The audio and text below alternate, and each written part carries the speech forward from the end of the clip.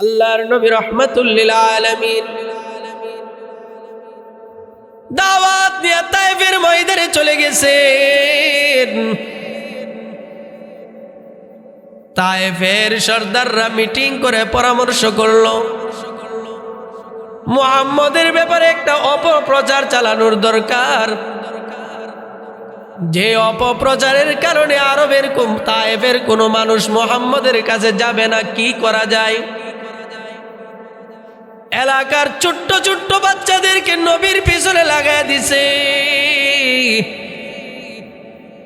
তাদেরকে বলে দিছে তোরা পিছনে দৌড়াবি আর বলবি মুহাম্মদ পাগল, আর পিছন দিক দিয়ে তোরা পাথর মারতে থাকবি। আল্লাহর নবী রাহমাতুল লিল আলামিন রাস্তা দিয়ে যখন চলতেছে, সামনে পিছনে চতুর্দিক থেকে পাথরের আঘাত। ছোট্ট বাচ্চারা তারা তো জানে না কাকে পাথর মারতেছে। পাথর মারতে মারতে নবীর শরীরটাকে রক্তাক্ত করে ফেলছে। আল্লাহর নবীর জুতা মুবারকের সাথে নবীর পা আঠা লেগে গেছে রক্তের কারণে। কিতাবে লেখে তায়েফের ময়দানে নবীজি 3 বার বেহুশ হয়ে জমিনে পড়ে গেছেন। আবার হুশ আসছে, আবার নবীজি সামনের দিকে চলছেন। তৃতীয়বার যখন নবীজি জমিনে পড়ে গেছেন,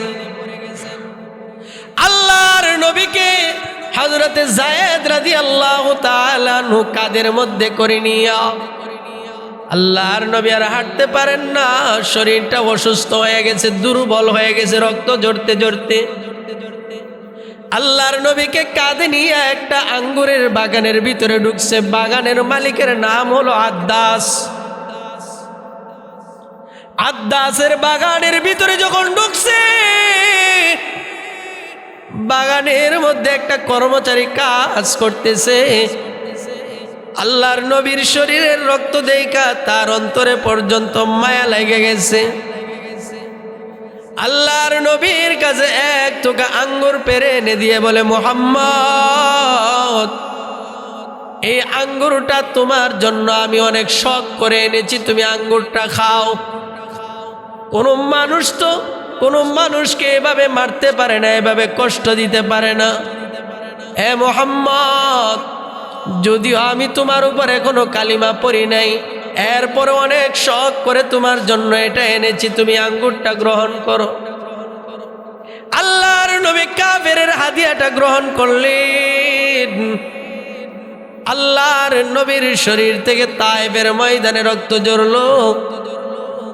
এরপরও নবীজি তায়েফবাসীর জন্য বদদুয়া করে নাই, তাদের জন্য দোয়া করে আসছেন। আল্লাহর নবী বাগানের ভিতরে বসা, হযরতে জিবরাইল আল্লাহর নবীর কাছে এসে বলে, মুহাম্মদ, আল্লাহ তাআলা আমাকে পাঠাইছেন, তুমি যদি বলো এই মুহূর্তে আমি আমার পাখা দিয়া পুরা তায়েফের জমিনটাকে আমি উল্টায় দিব। নবীজি জিবরাইলকে ডাক দিয়ে বলেন, জিবরাইল, আমি তো রাহমাতুল লিল আলামিন, আমি তো দয়ার আধার, আমাকে আল্লাহ তাআলা রহমত বানায় পাঠাইছে, আমি কারোর জন্য বদদুয়া করতে পারি না। ও জিবরাইল, তারা যদিও আমার উপর কালিমা পড়ে নাই, আমার দিন গ্রহণ করে নাই, কিন্তু হয়তোবা তাদের পরবর্তী প্রজন্ম থেকে এমন লোক দুনিয়াতে আসবে যারা দ্বীন ও ইসলামের উপরে ঈমান আনবে। জিবরাইল, তারা যদিও আমাকে রক্ত জড়াইছে, আমি মুহাম্মদ তায়েফের মানুষগুলাকে মাফ করে দিলাম। ইসলাম ধর্মটাকে পরিপূর্ণ করে দিছেন। কথাটা যে কত দামি এটা বুঝার মতো ব্রেনও আমাদের নাই, কিন্তু এই কথাটা অনেক বড় কথা। আল্লাহ বলতেছেন, আমি তোমাদের জন্য দ্বীনকে পরিপূর্ণ করে দিলাম।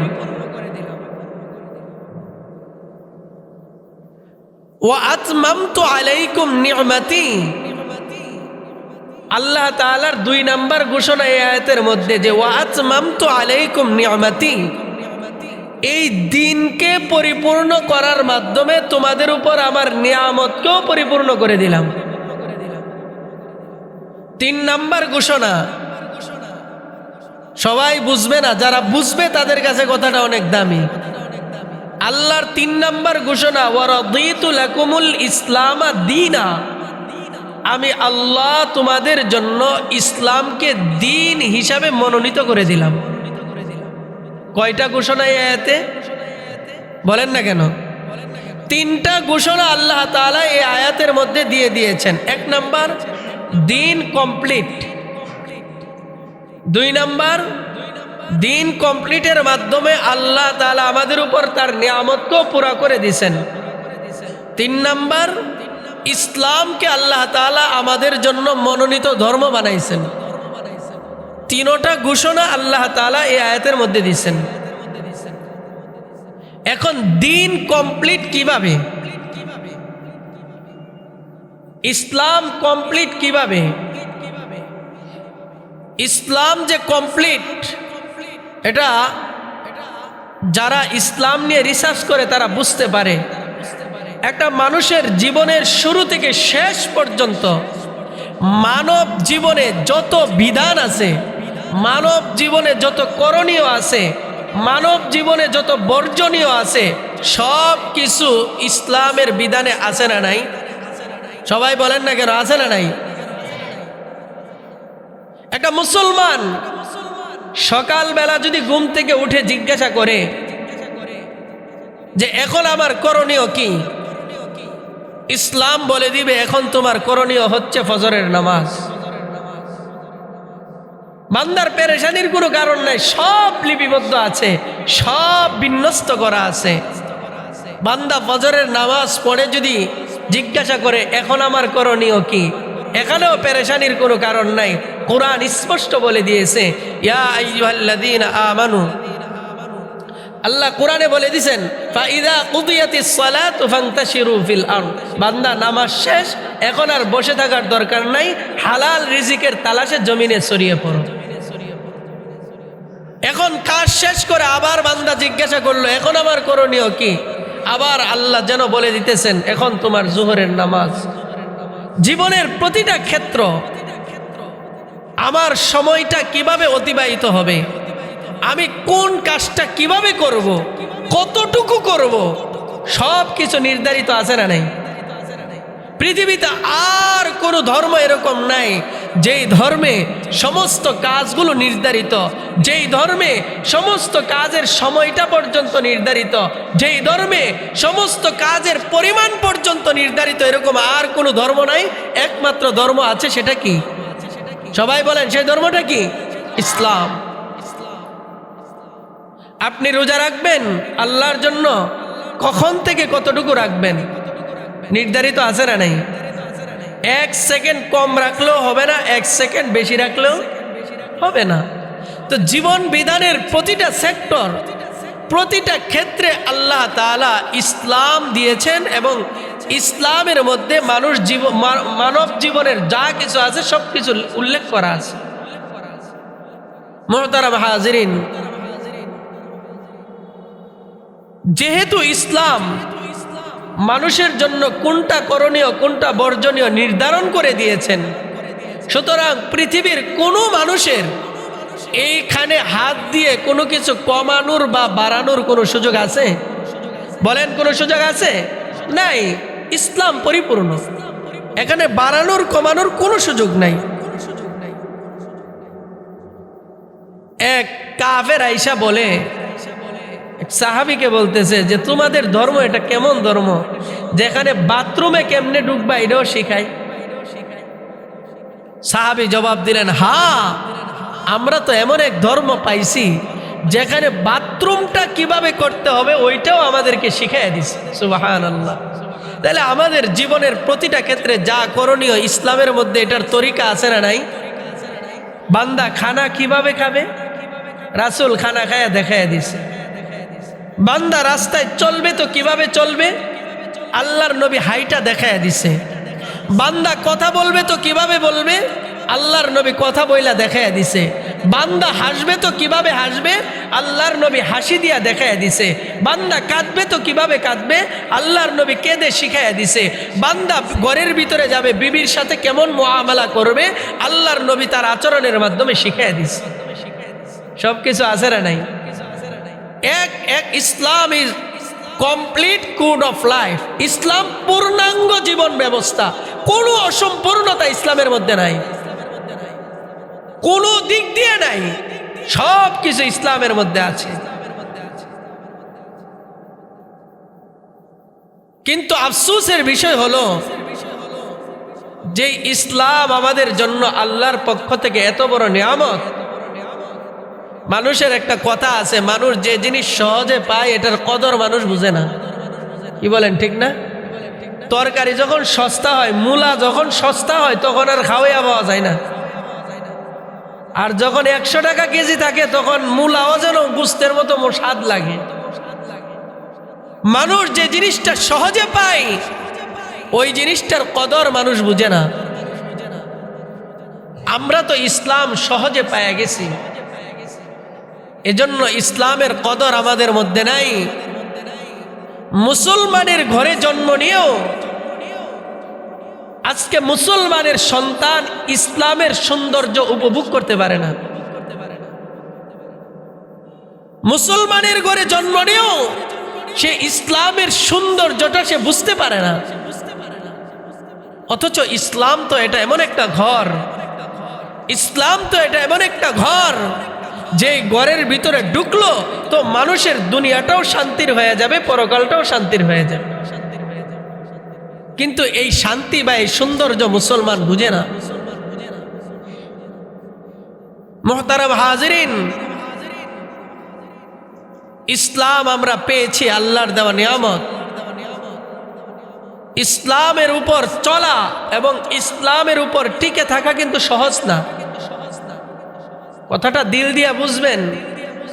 ইসলাম পাওয়াটা সহজ, কিন্তু ইসলামের উপর টিকে থাকাটা কি না সহজ না। খুব খেয়াল করে বুঝছেন। ইসলাম পৃথিবীতে প্রতিষ্ঠিত করার জন্য সাহাবায়ে কেরামের মেহনত আছে না নাই? কি পরিমাণ মেহনত করছে সাহাবীরা, গাছের পাতা পর্যন্ত খেয়েছে ইসলামের জন্য। যুদ্ধের ময়দানে গেছে তো খাবার শেষ হয়ে গেছে, খাবার নাই, কি খাবে? শেষ পর্যন্ত নিরুপায় হয়ে সাহাবীরা গাছের পাতা খেয়েছে, যে পাতা খাওয়ার কারণে তাদের পায়খানা পর্যন্ত ছাগলের লেদার মতো শক্ত হয়ে গেছে।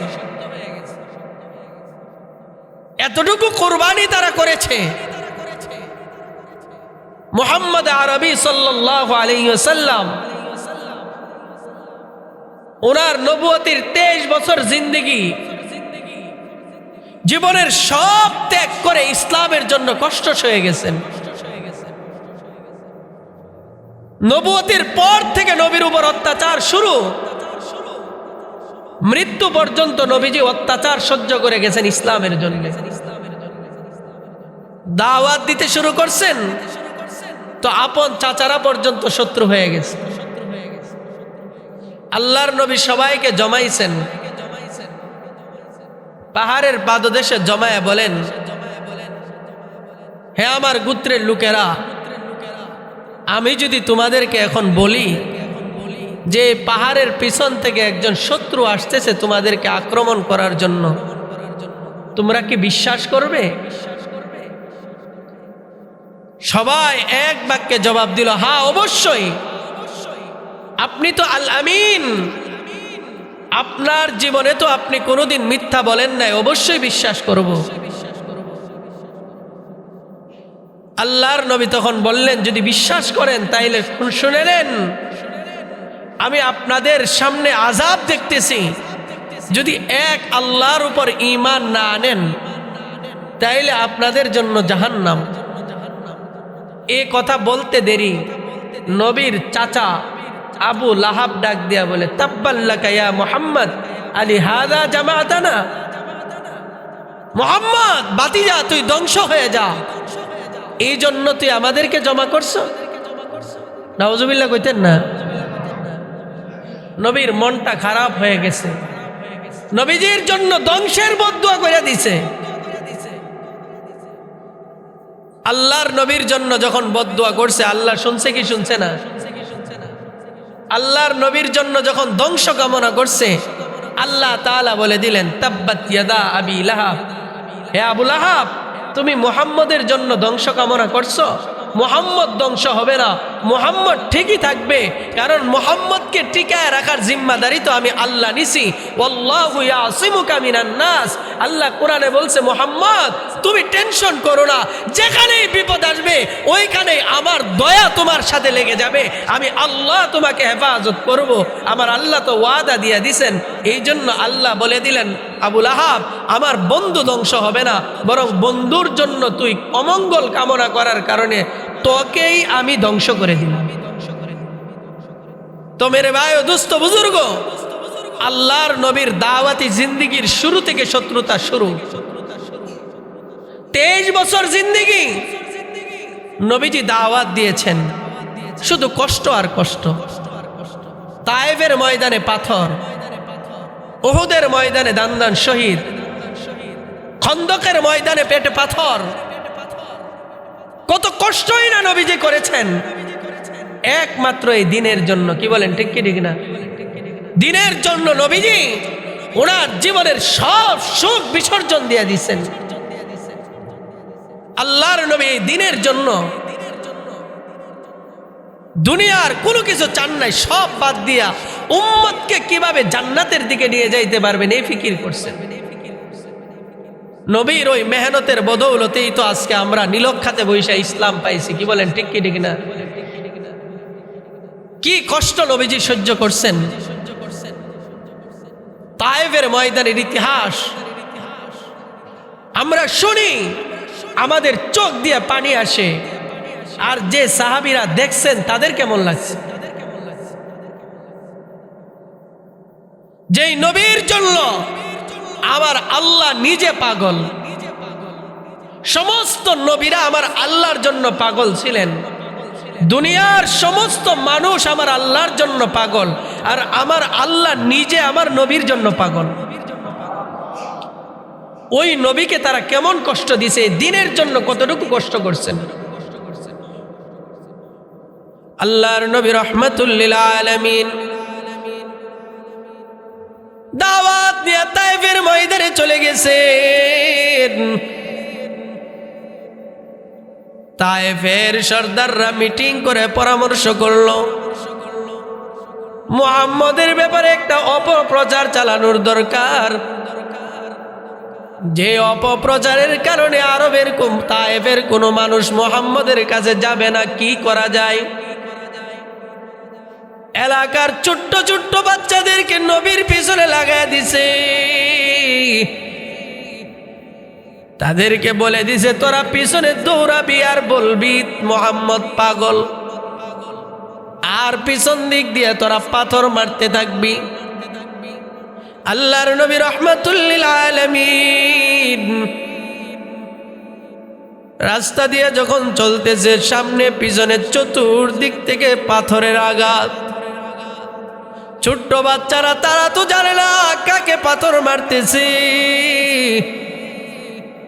পাথর মারতে মারতে নবীর শরীরটাকে রক্তাক্ত করে ফেলছে। আল্লাহর নবীর জুতা মুবারকের সাথে নবীর পা আঠা লেগে গেছে রক্তের কারণে। কিতাবে লেখে তায়েফের ময়দানে নবীজি 3 বার বেহুশ হয়ে জমিনে পড়ে গেছেন। আবার হুশ আসছে, আবার নবীজি সামনের দিকে চলছেন। তৃতীয়বার যখন নবীজি জমিনে পড়ে গেছেন, আল্লাহর নবীকে হযরতে যায়েদ রাদিয়াল্লাহু তাআলা আনহু কাদের মধ্যে করে নিয়া, আল্লাহর নবী আর হাঁটতে পারেন না, শরীরটা অসুস্থ হয়ে গেছে, দুর্বল হয়ে গেছে, রক্ত ঝরতে ঝরতে। আল্লাহর নবীকে কাঁধে নিয়ে একটা আঙ্গুরের বাগানের ভিতরে ঢুকছে। বাগানের মালিকের নাম হলো আদ্দাস। আদ্দাসের বাগানের ভিতরে যখন ঢুকছে, বাগানের মধ্যে একটা কর্মচারী কাজ করতেছে। আল্লাহর নবীর শরীরের রক্ত দেখা তার অন্তরে পর্যন্ত মায়া লেগে গেছে। আল্লাহর নবীর কাছে এক থোকা আঙ্গুর পেরে এনে দিয়ে বলে, মুহাম্মদ এই আঙ্গুরটা তোমার জন্য আমি অনেক শখ করে এনেছি, তুমি আঙ্গুরটা খাও। কোনো মানুষকে এভাবে মারতে পারে না, এভাবে কষ্ট দিতে পারে না। এ মুহাম্মদ, যদিও আমি তোমার উপর এখনো কালিমা পড়ি নাই, এরপরে অনেক শখ করে তোমার জন্য এটা এনেছি, তুমি আঙ্গুরটা গ্রহণ করো। আল্লাহর নবী কাফেরের হাদিয়াটা গ্রহণ করলেন। আল্লাহর নবীর শরীর থেকে তায়েফের ময়দানে রক্ত ঝরলো। এরপরও নবীজি তায়েফবাসীর জন্য বদদুয়া করে নাই, তাদের জন্য দোয়া করে আসছেন। আল্লাহর নবী বাগানের ভিতরে বসা, হযরতে জিবরাইল আল্লাহর নবীর কাছে এসে বলে, মুহাম্মদ, আল্লাহ তাআলা আমাকে পাঠাইছেন, তুমি যদি বলো এই মুহূর্তে আমি আমার পাখা দিয়া পুরা তায়েফের জমিনটাকে আমি উল্টায় দিব। নবীজি জিবরাইলকে ডাক দিয়ে বলেন, জিবরাইল, আমি তো রাহমাতুল লিল আলামিন, আমি তো দয়ার আধার, আমাকে আল্লাহ তাআলা রহমত বানায় পাঠাইছে, আমি কারোর জন্য বদদুয়া করতে পারি না। ও জিবরাইল, তারা যদিও আমার উপর কালিমা পড়ে নাই, আমার দিন গ্রহণ করে নাই, কিন্তু হয়তোবা তাদের পরবর্তী প্রজন্ম থেকে এমন লোক দুনিয়াতে আসবে যারা দ্বীন ও ইসলামের উপরে ঈমান আনবে। জিবরাইল, তারা যদিও আমাকে রক্ত জড়াইছে, আমি মুহাম্মদ তায়েফের মানুষগুলাকে মাফ করে দিলাম। আল্লাহর নবীর সারাটা জীবনই ছিল এমন কষ্টের, পুরাটা জিন্দেগি নবীজি ইসলামের জন্য কষ্ট করে গেছেন। আল্লাহর নবী যদি চাইতেন দুনিয়ার সুখ শান্তি, আল্লাহ দিত কি দিত না? কন্যা কেন? যে আল্লাহ যেই নবীর উসিলায় কুল কায়নাতকে সাজাইলেন, ওই নবী যা চাইতেন আল্লাহ তো তাই দিতেন। কিন্তু আমার নবী কোনো কিছু চান নাই আল্লাহর কাছে। আল্লাহর কাছে একমাত্র উম্মতের জন্য দোয়া করে গেছেন, মানুষের কল্যাণ কামনা করে গেছেন। সমস্ত নবীদের জন্য আল্লাহ তাআলা একটা দুয়ার দরজা খুলে দিয়েছেন, যেই দোয়াটা আল্লাহ তাআলা কবুল করেন। নবীরা ছিলেন মুস্তাজাবুদ দাওয়া, যাদের দোয়া কবুল হইতো। আমার নবীকে আল্লাহ তাআলা দোয়া করতে বলেছেন। আমার নবী যত দোয়া করেছেন সব দোয়া উম্মতের জন্য করেছেন, নিজের জন্য করেন নাই। এত কষ্ট করে ইসলাম রেখে দিয়ে গিয়েছেন। আমার নবীর আগে পৃথিবীতে যত গোত্র ছিল, যত মানুষ ছিল, তাদের জন্য আল্লাহ তাআলা প্রয়োজন মতো নবী রাসূল সিলেকশন করে দিয়ে গেছেন। আমার নবীর আগে যত মানুষ পৃথিবীতে ছিল, তাদের জন্য যুগে যুগে সময়ে সময়ে আল্লাহ তাআলা নবী সিলেকশন করে পাঠাইছেন। যেখানে যেই নবীকে পাঠাইলে ওই কওমের উপকার হবে, ওইখানে ওই নবীকে আল্লাহ পাঠাইয়া দিয়েছেন। কিন্তু আমার নবী তো সর্বশেষ নবী। আমার নবীর পরে আর কোনো নবী আছে? বলেন না কেন? সবাই বলেন। হ্যাঁ, আমার নবীর পরে কোনো নবী নাই। আমার নবীর পরে কারোর নবী হওয়ার কোনো যোগ্যতাও নাই। আমার নবী তো চলে গেছেন। এখন পৃথিবীর সমস্ত নবীরা তিনটা উপাধি তাদের ছিল। এক নাম্বার উপাধি কারুর ছিল নবী, উপাধি নবিয়ুল্লাহ, কারুর উপাধি ছিল রসুল্লাহ। আর সম নবী হোক বা রসুল হোক, সবার আরেকটা উপাধি ছিল, সেটা হলো খলিফাতুল্লাহ। সমস্ত নবী রাসূলরা ছিলেন পৃথিবীতে আল্লাহর খলিফা। এখন আমার নবী তো সর্বশেষ নবী, আমার পরে আর কোনো নবী আসবে না। এখন আল্লাহ তাআলা এই উম্মতকে হেদায়েতের রাস্তা দেখানোর জন্য কি কোনো রাস্তা রাখছেন না আল্লাহ? এই উম্মতকে কারা পথ দেখাবে, এই পথ দেখানোর জন্য আল্লাহ তাআলা নির্বাচিত করেছেন উলামায়ে কেরাম। নবী আর আসবে না। এখন নবীর পরবর্তীতে, শেষ নবীর পরবর্তী জমানা কিয়ামত পর্যন্ত যতদিন চলবে, ততদিন পর্যন্ত এই উম্মতকে জান্নাতের রাস্তা কারা দেখাবে? বলেন না কেন? জুরে কোন? উলামায়ে কেরাম। ইন্নাল উলামা ওয়ারাসাতুল আম্বিয়া। উলামায়ে কেরাম নবীগণের ওয়ারিস। আপনি আপনার বাবার ওয়ারিস। আপনি আপনার বাবা মারা গেলে অটোমেটিক বাবার সম্পদ আপনি পাবেন। ঠিক তদ্রুপ আল্লাহর নবী বলেন, আমি দুনিয়া থেকে চলে যাওয়ার পরে আমি নবী উলামায়ে কেরামকে আমার ওয়ারিস বানায় গেলাম। নিজের মেয়েকে না, ছেলেকে না, আত্মীয় স্বজনকে ওয়ারিস বানান নাই। কাকে বানাইছেন? উলামায়ে কেরামকে। কিসের ওয়ারিস? নবীর বাড়ির। কিসের? ওয়া ইন্নামা ওয়ার রাসূল ইলমা। আল্লাহর নবী উলামায়ে কেরামকে ইলমের ওয়ারিস বানাইছেন।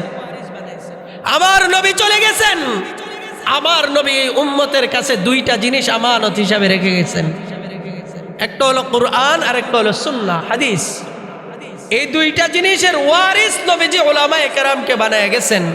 এই দুইটা জিনিসের দেখে রাখার জিম্মাদারি নবীজি উলামায়ে কেরামকে দিয়ে গেছেন। আর উলামায়ে কেরাম এই দুইটা জিনিসের পাহারাদারি করবে সমস্ত মুসলমানদেরকে নিয়ে। কি বলেন, ঠিক কি ঠিক না? এ বাবা, বর্তমান পৃথিবীতে একমাত্র কোরআনই একটা গ্রন্থ, যে গ্রন্থের মধ্যে কোনো ভুল নাই। কি বলেন, ঠিক কি ঠিক না? কোরআনের মধ্যে কোনো ভুল আছে? ভুলের সম্ভাবনা আছে? নাই। এই কোরআন এবং রাসূলের রেখে যাওয়া দ্বীন, সুন্নাহ, এগুলোর হেফাজত বা পাহারাদারির দায়িত্ব হচ্ছে উলামায়ে কেরামের। মুহতারাম হাজিরিন, উলামায়ে কেরাম এগুলোর পাহারাদারি করবে আপনাদের সহযোগিতা নিয়ে। নবী চলে গেছেন, আমার নবীকে, আমার নবীর দাওয়াতি মিশনকে বন্ধ করার জন্য আরবের মানুষ চক্রান্ত করছে। আবু তালেবের কাছে বিচার নিয়ে আসছে, আবু তালেব, তোমার ভাতিজার দাওয়াত বন্ধ করে দাও। যদি বন্ধ না করো আমরা কিন্তু ব্যবস্থা নিতে বাধ্য হব, আমরা কিন্তু তোমার ভাতিজাকে মেরে ফেলবো। আল্লাহর নবী আবু তালেবকে ডাকলেন। আল্লাহর নবীকে আবু তালেব ডাকলেন, ভাতিজা এদিকে আসো। তারা তো বিচার নিয়ে আসছে দাওয়াত বন্ধ করে দেওয়ার জন্যে। এখন তুমি কি বলো? নবীজি চোখের পানি ছেড়ে দিয়ে বলেন, চাচা, তারা যদি আমার ডান হাতের সূর্য আর বাম হাতের চন্দ্রটা এনে দেয়, তারপরেও আমি মুহাম্মদ 1 মিনিটের জন্য আমার দাওয়াত বন্ধ করব না। নবীর এমন সাহসী উত্তর শুনে আবু তালেবের দিল পরিবর্তন হয়ে গেছে। আবু তালেব বলে, ভাতিজা, কোনো ভয় নাই, তুমি তোমার দাওয়াতি কাজ চালায় যাও। তোমাকে যদি কেউ বাধা দিতে আসে, আমি আবু তালেব নিজে তার মোকাবেলা করব।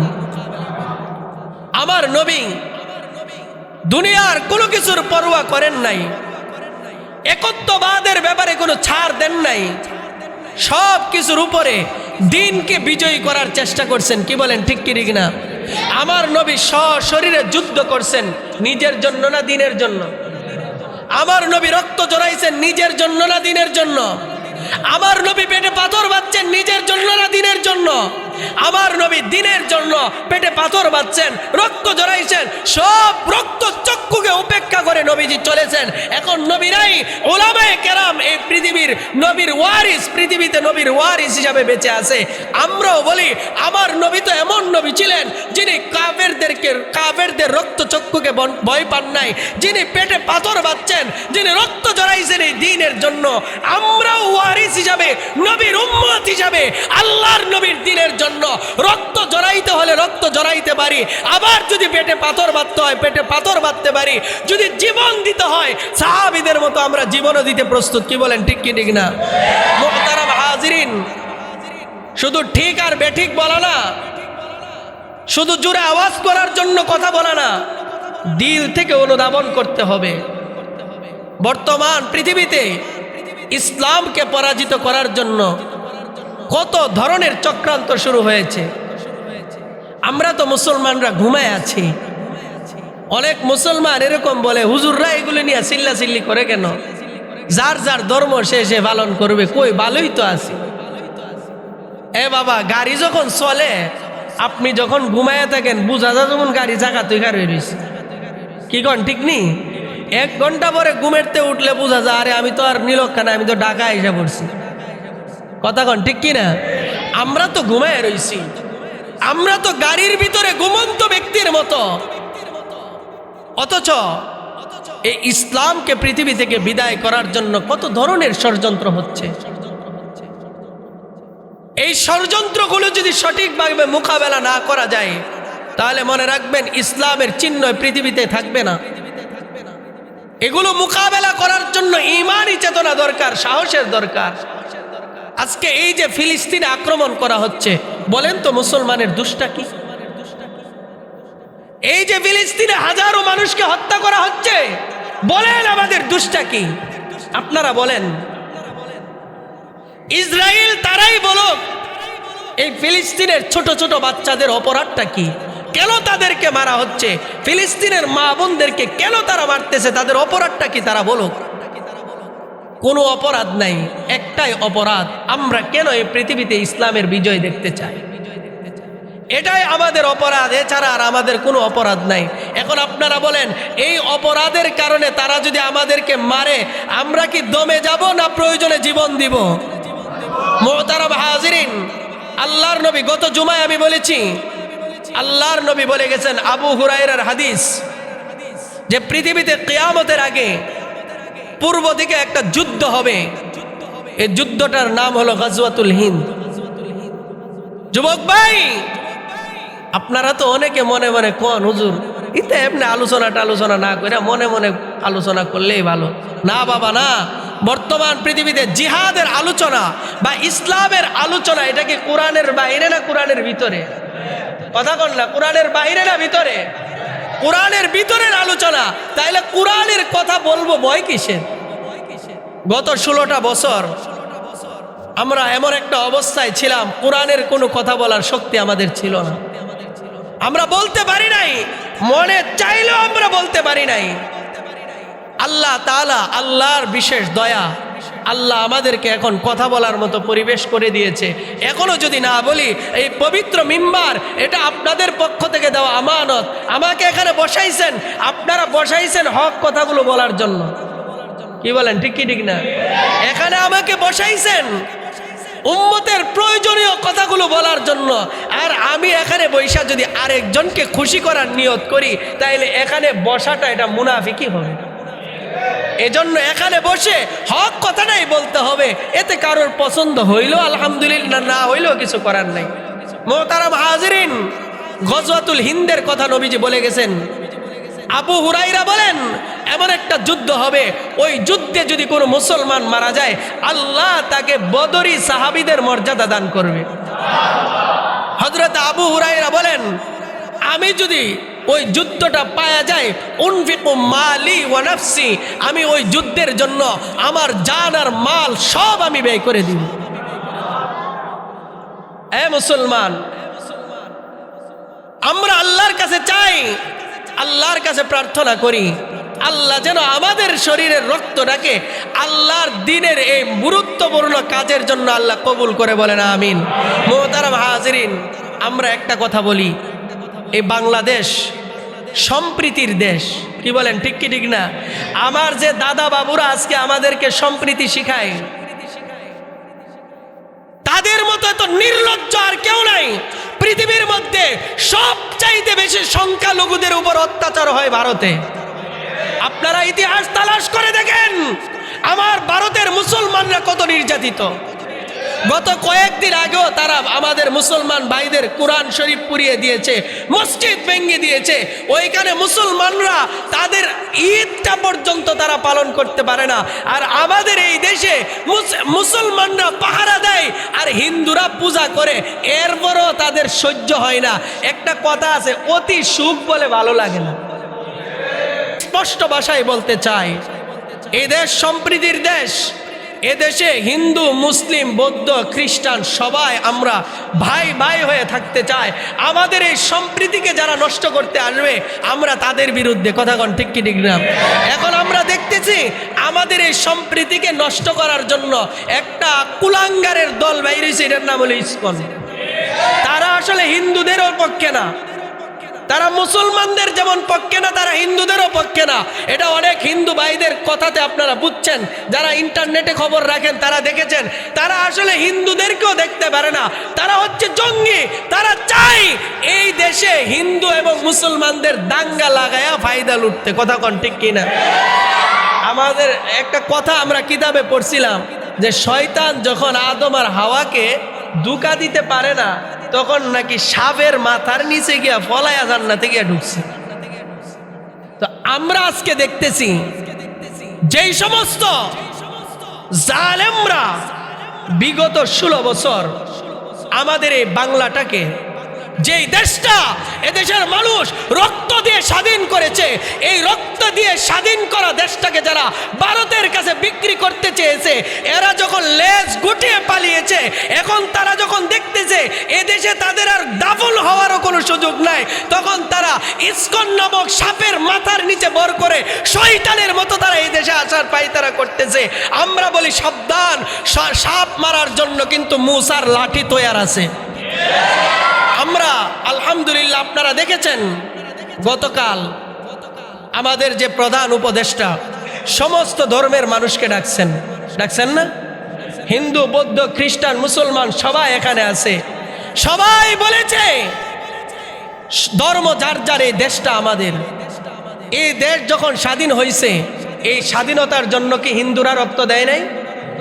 এই স্বাধীনতার জন্য কি মুসলমান যেভাবে রক্ত দিছে, হিন্দুরাও দিছে, সমস্ত ধর্মের লোকেরা রক্ত দিয়েছে। এই দেশটা আমাদের।